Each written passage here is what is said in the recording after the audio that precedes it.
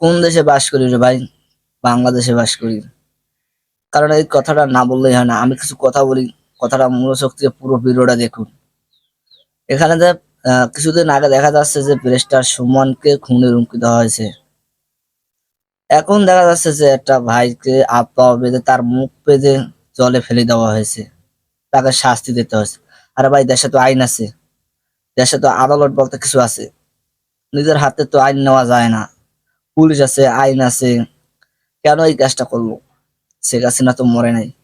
কোনো ছাত্রলীগকে বা কোনো নেতাকে এই আইন দেওয়া হয় নাই, কেউ পাওয়ার দেওয়া হয় নাই যে সেই নিজের কাজটা করে একজন হাত পা বেঁধে আহ জলে ফেলে দেওয়া হয়েছে। সে ভাই ভুল করেছে বা দেশে আইন আছে, আদালত বলতে কিছু আছে, সেখানে নিলে তো হতো। এই কাজটি করা হয়েছে কোন নেতা বলেছে যে ওখানে তাকে হাত পা বেঁধে জলে ফেলছে। পানির ভিতরে ছেড়ে দেওয়া হয়েছে কেন? এবং ডুবিয়ে তাকে আমি বলতে চাই যে শেখ হাসিনা কি আসলে কি মরছে? মরে নাই। বা দেশের আইন কি ডুবে গেছে? ডুবে যায় নাই। আদালত তো ডুবে গেছে? যায় নাই রে ভাই। নিজের হাতে কেন যে আইনটা নেওয়া হয়েছে? তাকে কেনই বা নির্যাতন করে হাত পা বেঁধে তাকে নির্যাতন করে তাকে জলে ফেলে দেওয়া হয়েছে? ভিডিওটা সম্পূর্ণ দেখে যাচ্ছেন। ওখানে তারা কি বলছে।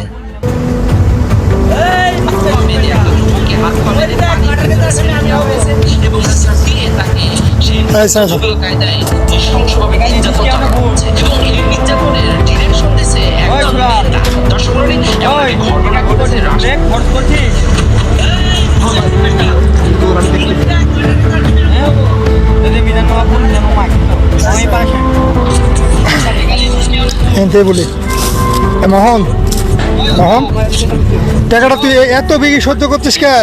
তুই তো এভাবে সারাদিনে পরে থাকবো। তোর মা বাবা আসবি না, তোর মা বাবাও আসবি না।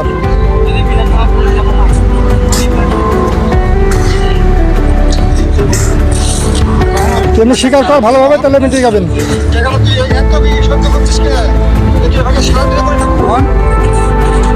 কি উঠবো বেটা ওর জন্য তো দোষ নয়, আমি টাকা দিচ্ছি আমার দিয়েছি যে 40,000।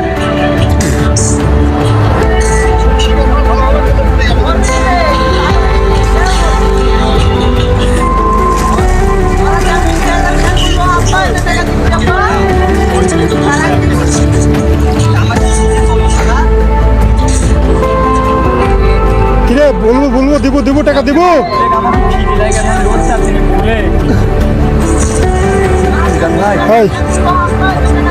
তুই তুলবে তো, তুই ভালোভাবে তো তুই তুলে চলাবো। টাকা নিচ্ছি কত আছে? কোন দাঁতে বল সাই তুল তো। কোন দাঁত বলে বের একটু সাই ধর। এই কোন দাঁত আছে বল? আচ্ছা আচ্ছা, কোন দাঁত আছে বল?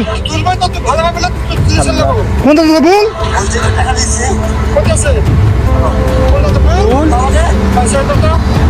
বলে কিরে আমি টাকা দিচ্ছি। কত আছে টাকাটা? কি করে ফলো কোন দাঁতে? 1,60,000 কি করে? 1,20,000 কি করে ফলো দুদিনে? মরবো তো তুই, ভালো করে বল।